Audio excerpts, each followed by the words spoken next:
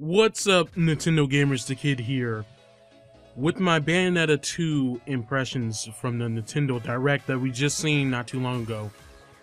Pretty good stuff, especially for a game that I really never got into, a genre that I was never really much into. Very interesting, and after playing the wonderful 101 and it being in this same genre and having the same over-the-top action and sequences and set pieces, this is really cranking it up to 11. Wonderful 101 was pretty gnarly at times, but this looks really interesting. Like it looks very like adrenaline prone. Like if you're an adrenaline junkie, you're gonna love this game.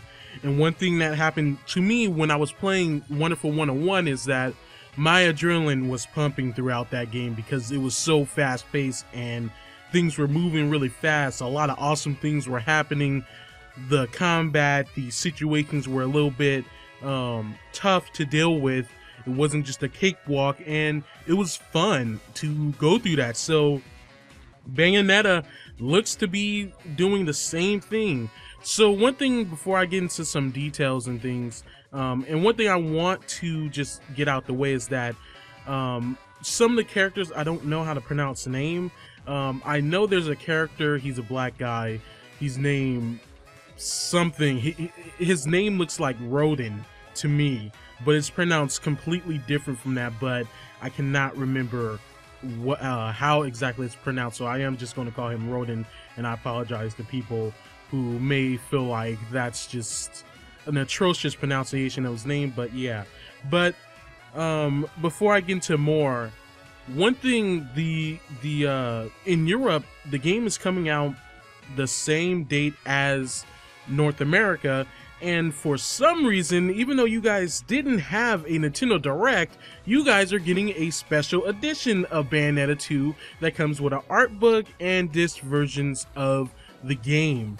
Both Bayonetta 2 and Bayonetta, which is kind of mind-boggling how Europe is just so superior to North America. The different fractions, the Nintendo of America and Nintendo of Europe. Nintendo of Europe is just far superior when it comes to this stuff, and it's Europe exclusive, so we're definitely not getting anything like that out here in the States, which I'm a little bit flustered about, because it's like, you guys didn't get a Direct, you guys didn't get anything, and yet here you go, here comes a special edition y'all way, and here we come and we have nothing to show really for it.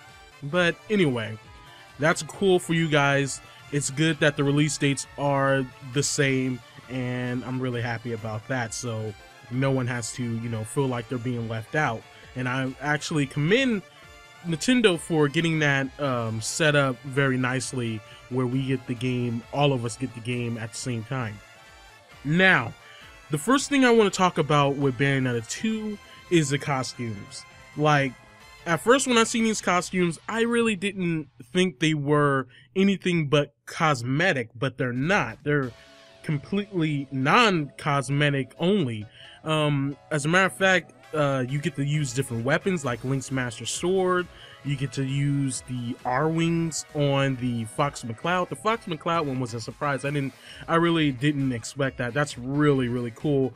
But with Princess Peach and stuff, you actually have their hands, you know, hitting these enemies in Unbrand Climax. That whole superpower mode you get. That's great stuff. That's how you do costumes in a game right there, is to not only make it just a costume to make something look, you know, different, a character look different, but also change up the gameplay. And it seems like when it comes to these characters, her gameplay in some of the costumes will be completely unique to that costume. Specifically what I'm talking about is Link, Samus, and Fox McCloud's costume. And it was really interesting and very cool to see her roll around in the Samus morph ball. It was just interesting to see that. I mean, that was really cool. That caught me off guard in a good way, so I'm really glad about that. This game is looking very nice. We get story details Basically, her friend has been kidnapped, so this time she takes the role as kind of a damsel in distress. We get to see more characters. We hear more about online mode, which is 2-player co-op, which you basically go in these challenge rooms and defeat a bunch of enemies. You bet your currency, these halos, which are the in-game currency, and depending on how much you bet, the harder it will be. But in this mode, you can also use the currency you get in the story mode to get different items and weapons. And that's another thing that also caught me off guard, was the amount of weapons in this game. I thought that Bayonetta was just going to have like the standard, you know, her guns and her hair as weapons, with a few different weapons, maybe 2 or 3, but no, there seems to be quite a lot. At least from what I could count in the direct, it looked like a bit over 6, maybe 7 or 8 weapons you can get, and that may not be them all. There may be actually more, and it completely changes her gameplay style. And it's nice to see that you can actually equip 2 different versions, or 2 completely different weapons, and switch about them on the fly. And you can also equip some weapons to both her hands and feet. That's really interesting, especially for a game that's more action based like this. That can change gameplay up a lot. So I'm really psyched for that. That's something very exciting, and it keeps things interesting nonetheless too. That's one of the other good things about this.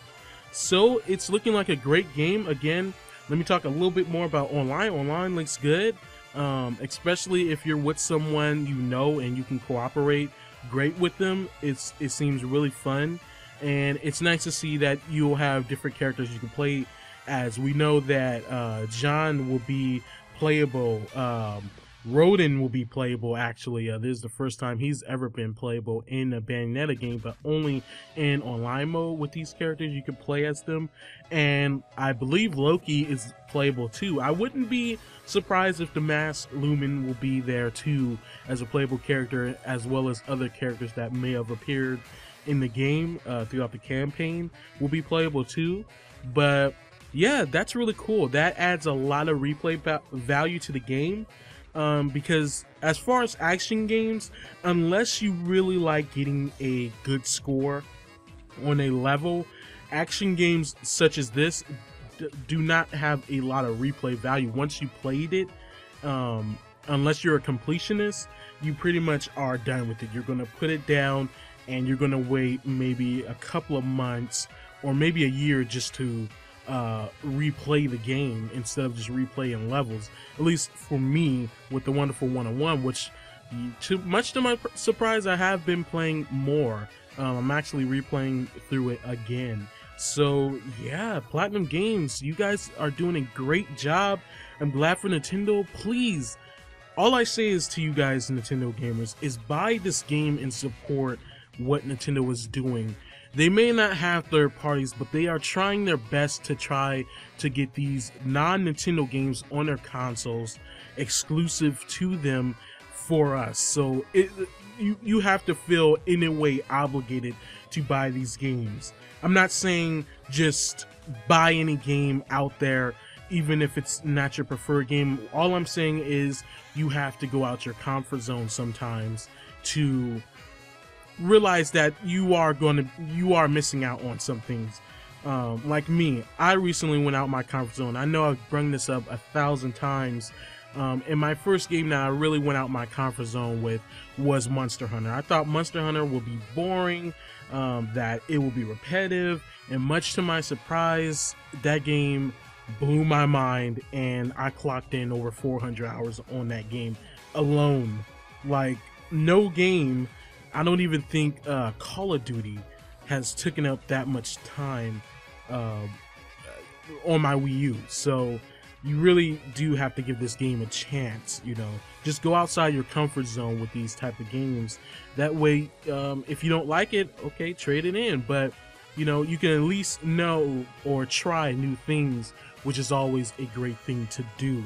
You know, at least you could say you tried and you support Nintendo, you know, and Platinum Games. So this game is looking really cool, fast paced. I'm going to enjoy a lot. Like I said, I'm glad that it's coming out October 24th for everybody, North America and Europe. And I can't wait for reviews and stuff, because that's something I'm going to be looking at. But I'm not really worried about them, because again, my opinion is really the only thing that matters. But I do know that the first Bayonetta was critically acclaimed, so I'm expecting no less from this game too. So yeah, and I'm really glad, you know, what seals the deal, what really seals the deal for me is the fact that when you buy Bayonetta 2, you also get Bayonetta 1, so you don't feel left out, like I'm getting this sequel to a game that I've never played the first version, so why would I get this game? But no, you don't have that as an excuse. They have the game coming packaged for free, totally for free, with the packaged game, or you get a free download code, I believe, if you get the game Bayonetta 2 digitally. So that's really cool. So guys, what did you guys think about the Direct? I thought it was awesome. I think Bayonetta 2 looks really cool, and I really do think it's going to be one of those Game of the Year games. So guys, tell me what you think in the comments below. Again, don't forget to like, comment, favorite, and subscribe to my channel for more videos like this and videos on upcoming Nintendo games. Thank you guys for watching, and I'll see you guys next time.